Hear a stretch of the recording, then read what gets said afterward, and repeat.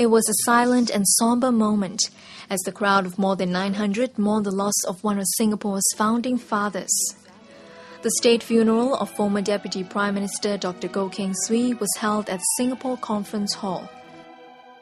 It was attended by Dr Goh's family and friends, Minister Mentor Lee Kuan Yew, Prime Minister Lee Hsien Loong, President S.R. Nathan, Cabinet Ministers, grassroots leaders and representatives from the Singapore Armed Forces, Home Team, schools and statutory boards. I was in the first batch of SAF scholars. Dr. Goh took a special interest in us and met us before we left for our overseas studies. He presented each of us with two military classics, Sun Tzu's Bing Fa, Sun Tzu's The Art of War, and Little Hart's Strategy, The Indirect Approach. One from 5th century BC or thereabouts, one from the 20th century. He had specially ordered these books and inscribed them to each of the young second lieutenants, wishing you a successful military career. Dr. Goh's gesture showed both his grasp of strategy and security issues, as well as his keen interest in nurturing talent for the SAF.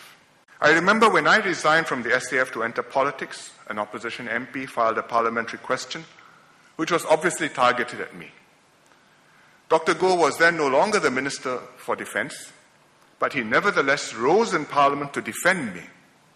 Of all my cabinet colleagues, Goh Keng Swee, who made the greatest difference to the outcome of Singapore. He had a capacious mind and a strong character. When he held a contrary view, he would challenge my decisions and make me re-examine the premises on which they were made. Our friendship developed when we were both in London in the 1949-50s, when he was studying at the London School of Economics on a scholarship. I was in London after Cambridge, preparing for my bar examinations. We shared a common view that we could run Singapore and Malaya better than the British colonial officials. Dr. Goh was 91 when he passed away on May 14th. He is survived by his wife and one son, along with a daughter-in-law, 2 grandchildren and 3 great-grandchildren. We would visit the zoo, bird park, air shows, parades, fireworks, clicking away with our cameras.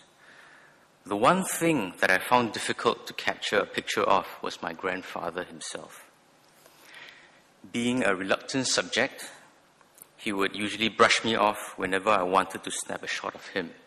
He was the epitome of consideration, who was frugal when it came to himself, but generous when it involved others. In his 25-year political career, Dr. Goh took on the roles of Deputy Prime Minister, Defence, Finance and Education Minister. His major achievements include building the foundation of the Singapore Armed Forces, introducing streaming in schools and setting up the Economic Development Board. Sometimes in life, one has the privilege of walking with a man of action with a great mind. I'm lucky to have had the privilege.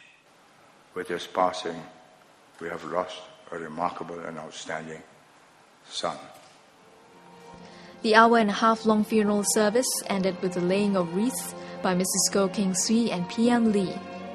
This was followed by a minute's silence, after which the cortege proceeded to the Mandai crematorium for a private ceremony to lay to rest one of Singapore's most respected nation builders.